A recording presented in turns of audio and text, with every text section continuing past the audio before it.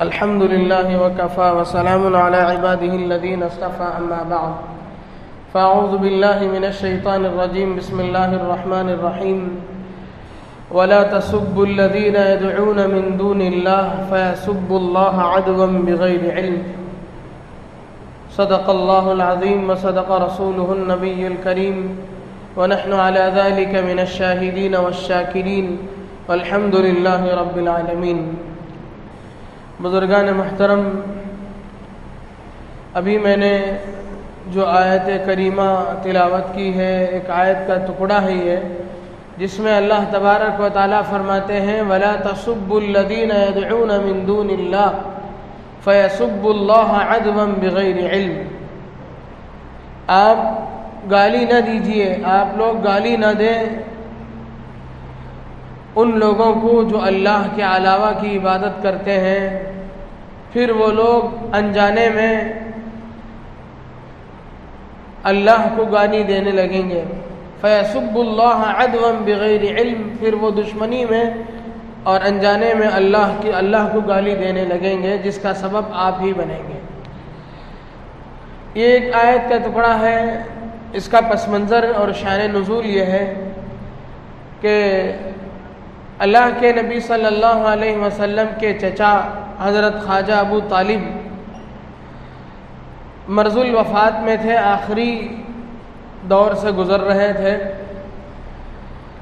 تو قریش کے جو سردار نبی علیہ السلام کے مشن سے، آپ کی تعلیم تبلیغ سے جن کو تکلیف تھی، وہ لوگ حضرت خواجہ ابو طالب کے پاس پہنچے۔ ان کو یہ خیال ہوا کہ خواجہ ابو طالب اس وقت آخری دور سے گزر رہے ہیں، ہو سکتا ہے کچھ دنوں میں رخصت ہو جائے، اگر ان کے جانے کے بعد ہم نے نعوذ باللہ محمد کے ساتھ کچھ چھیڑ چھاڑ کی تو لوگ ہمیں اس بات کا طعنہ دیں گے کہ چچا کے ہوتے ہوئے تو ان لوگوں کی ہمت نہ ہوئی کچھ کرنے کی، اب چونکہ بڑے آدمی چلے گئے ہیں، اب بھتیجے کو، چھوٹے آدمی کو دھمکا رہے ہیں، یہ بھی کوئی بہادری ہے، اس طرح کا طعنہ ملے گا۔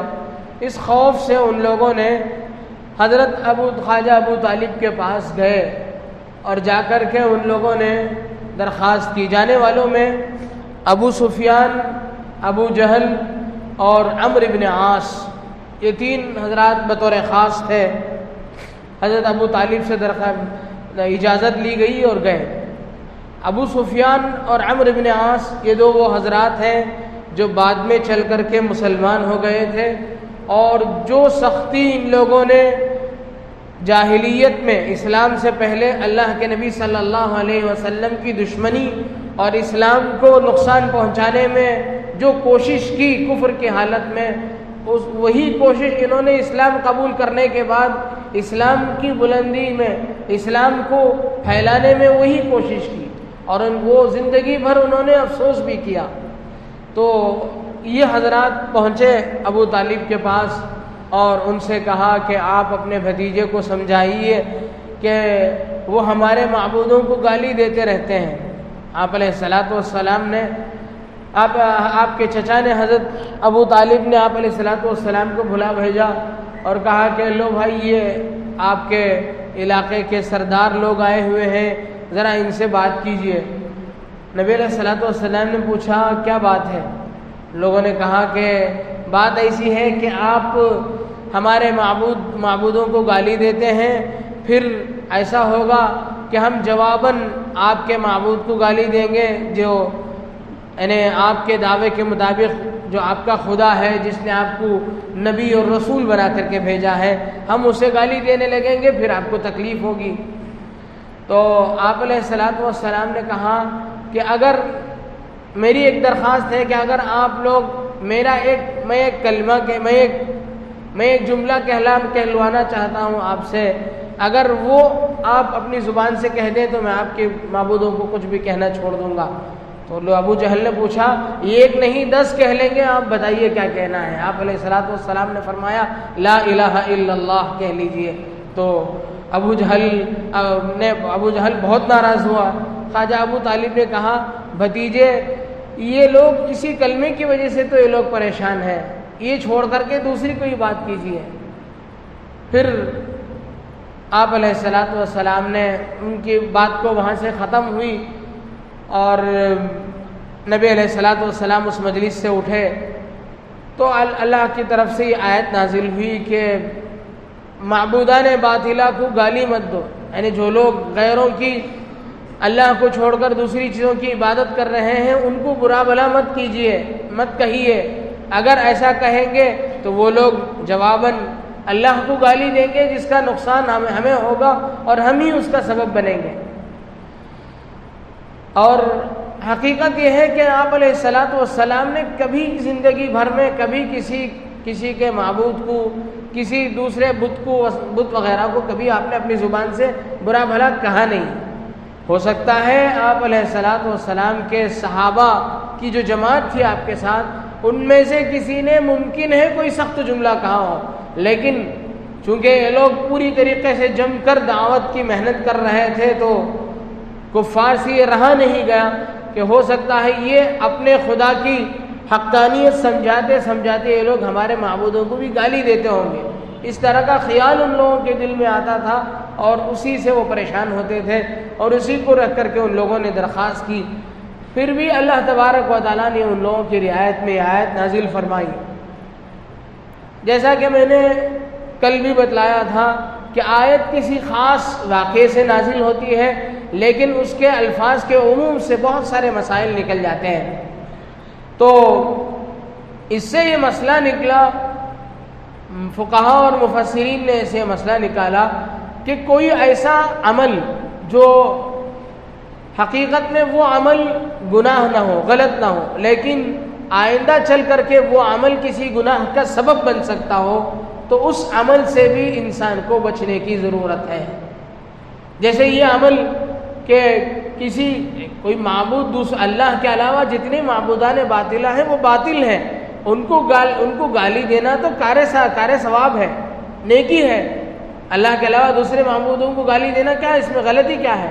کوئی غلط کام نہیں ہے، لیکن آئندہ چل کر کے وہ غلط ہو سکتا ہے، اس معنی کر کے وہ واپس میں جوابی کارروائی جو ان کی طرف سے ہوگی وہ گناہ ہوگا اور گناہ کا سبب ہم بنیں گے۔ تو یہاں سے ایک اصول فقہا نے نکالا کہ کوئی ایسا کام نہ کیا جائے جو آئندہ کے لیے گناہ کا سبب بن سکتا ہو۔ اللہ کے نبی صلی اللہ علیہ وسلم نے بھی اپنے احادیث میں اس سے ملتی جلتی ایک بات ارشاد فرمائی ہے۔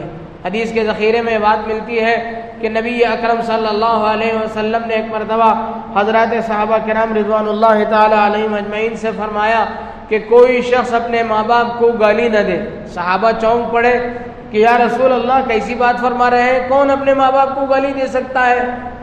اللہ کے نبی صلی اللہ علیہ وسلم نے فرمایا کہ میرا مطلب یہ ہے کہ کوئی کسی دوسرے کے ماں باپ کو گالی نہ دے، پھر وہ جواباً آپ کے ماں باپ کو، جو گالی دینے والے کے ماں باپ کو گالی دیں گے جس کا سبب یہ خود بنے گا۔ اس لیے یہ اس طریقے سے آپ علیہ الصلوۃ والسلام نے سمجھایا کہ دوسرے کے ماں باپ کو گالی دینا اپنے ماں باپ کو گالی دینے کا سبب بن سکتا ہے، اس لیے اس سے بھی بچنا چاہیے۔ مجھے ایک واقعہ یاد آیا، کتابوں میں ایک واقعہ لکھا ہے کہ دوسروں کو گناہ میں پڑنے سے بچانے کے لیے ہمارے بڑوں نے کتنا احتیاط کیا ہے۔ ایک استاد ایک شاگرد تھے، دونوں میں جوڑی تھی، دونوں تفریح میں جاتے آتے تھے، ٹہلنے کے لیے ایک ساتھ جاتے تھے۔ استاد آنکھ سے معذور تھے، شاگرد پیر سے معذور تھا۔ دونوں کی جوڑی تھی، دونوں ایک دوسرے کے سہارے تھے۔ یہ چونکہ پیر سے معذور ہیں، ان کے لیے یہ سہارا تھے، اور استاد چونکہ نابینا ہے، آنکھ سے معذور تھا، اس لیے شاگرد سہارا تھا۔ دونوں کی جوڑی تھی، دونوں باقاعدہ عصر کے بعد صبح کے موقع پر ٹہلتے تھے اور جاتے آتے علمی مباحث، علمی گفتگو کرتے تھے۔ ایک دن استاد کے کان میں ایک بات پڑی کہ کوئی مارکیٹ میں کوئی یہ بات کہہ رہا ہے کہ واہ کیا شاندار جوڑی ہے، ایک اندھے کو ایک لنگڑا سہارا، ایک لنگڑے کا ایک اندھا سہارا۔ تو استاد نے سوچا کہ ہماری وجہ سے کچھ لوگ گنہگار ہو رہے ہیں، ہماری برائی کر کے، ہماری غیبت کر کے، ہمیں تکلیف پہنچا کر ایک مسلمان گنہگار ہو رہا ہے۔ استاد نے دل میں رکھتے ہوئے اپنے شاگرد سے کہا کہ بیٹا آج سے ہم تفریح میں جانا، مل کر جانا بند کر دیں گے۔ شاگرد نے پوچھا استاد مجھ سے کیا غلطی ہو گئی؟ استاد نے کہا کہ بیٹا ہماری وجہ سے کچھ لوگ گناہ میں مبتلا ہو رہے ہیں، ہم پر تانے کس رہے ہیں اور وہ گنہگار ہو رہے ہیں۔ شاگرد نے کہا جو ہم پر تانا کس رہا ہے وہ گنہگار ہو تو ہو۔ تو استاد نے کہا کہ نہیں، کسی مسلمان کو گناہ میں مبتلا ہونے کا ہم سبب کیوں بنے، اس لیے ہم آئندہ اس طرح مل کر کے نہیں جائیں گے۔ تو یہ ہمارے بڑوں نے کہاں تک سوچ کر کے یہ مسلمانوں کو غلطیوں سے بچانے کی کوشش کی۔ اللہ کے نبی صلی اللہ علیہ وسلم کے زمانے میں بھی اس طرح کا ایک واقعہ پیش آیا۔ حضور اکرم صلی اللہ علیہ وسلم کی بعثت سے پہلے آپ علیہ الصلوۃ والسلام کی جوانی اور بچپن کے درمیان کا زمانہ تھا، ابھی جوانی کا آغاز تھا۔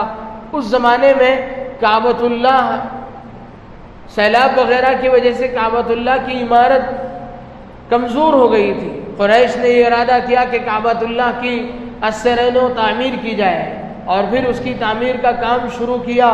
قبائل سے ان لوگوں نے چندہ اکٹھا کیے اور اس کی تعمیر کا کام شروع کیا، اور تعمیر کا کام جاری رہا، لیکن فنڈ جو اکٹھا ہوا تھا وہ کافی نہیں تھا، کم پڑ گیا، جس کی وجہ سے ان لوگوں نے جیسا پہلے کعبہ تھا، جتنے بڑے احاطے میں تھا، اس بڑے احاطے کے بجائے اس کا احاطہ کم کر دیا۔ مثلا آج بھی حتیم ایک علاقہ ہے، ایک چھوٹی سی دیوار آپ کو نظر آئے گی کعبۃ اللہ کی تصویر میں، اور جن حضرات کو اللہ نے یہ سعادت نصیب فرمائی وہاں کی حاضری کی، وہ حضرات جانتے ہی ہیں۔ تو وہ ایک دیوار ہے، وہ کعبے میں داخل تھی۔ حضرت ابراہیم علیہ السلام نے جب کعبہ بنایا تھا تو اسے کعبے کی وہ دیوار تھی، کعبے کا داخلی حصہ تھا، لیکن قریش نے اسے چھوڑ کر کے بنا دیا اور بہت ساری تبدیلیاں کی۔ اس وقت حضرت سیدنا ابراہیم علیہ السلام نے جو کعبہ بنایا تھا اس میں 2 دروازے تھے، ایک مشرقی ایک مغربی، ایک طرف سے داخل ہونا اور دوسری طرف سے نکلنا، اور زمین سے لگا ہوا دروازہ تھا۔ لیکن قریش نے یہ کیا کہ اس سے تو عام لوگ آتے جاتے رہیں گے، دروازے کو اونچا کر دیا اور 2 دروازے کے بجائے ایک دروازے کو ختم کر کے ایک دروازے کو باقی رکھا، جیسا کہ آج تک بھی ہے۔ تو نبی علیہ السلام کو بعد میں چل کر کے خیال ہوا کہ کعبے کو بنائے ابراہیمی پر بنا دیا جائے۔ ام المؤمنین حضرت عائشہ صدیقہ رضی اللہ عنہا سے حضور اکرم صلی اللہ علیہ وسلم نے اپنے اس ارادے کا اظہار فرمایا، اور پھر آپ نے ایسا کیوں نہیں کیا اس کی بھی وجہ آپ نے بتلائی کہ میرا جی چاہتا ہے کہ میں اس کعبے کو بنائے ابراہیمی پر بناؤں، جیسا حضرت سیدنا ابراہیم علیہ السلام بنا کر کے گئے تھے ویسا بناؤں۔ اب چونکہ فتوحات کا دروازہ کھل چکا ہے، مسلمانوں کے پاس مالی فراوانی ہے، وہ وقت قلت کا تھا، لوگوں کے پاس مال نہیں تھا، اس کی وجہ سے وہ چھوٹا بنا دیا گیا۔ اب مال و دولت اللہ نے دے رکھی ہے، اب بنا دیا جائے، میرا ارادہ ہے۔ لیکن مجھے اس بات کا اندیشہ ہے کہ کبھی آئندہ چل کر کے خانہ کعبہ تخت مشق نہ بن جائے، یعنی جب بھی کوئی بادشاہ آئے گا وہ سوچے گا کہ میری حکومت میں کعبے کی تعمیر ہونی چاہیے، جو کعبہ ہے اسے ختم کرو دوبارہ بناؤ، پھر ایک کوئی کھیل بن جائے گا اور ہر بادشاہ کے لیے ایک تخت مشق بن جائے گا۔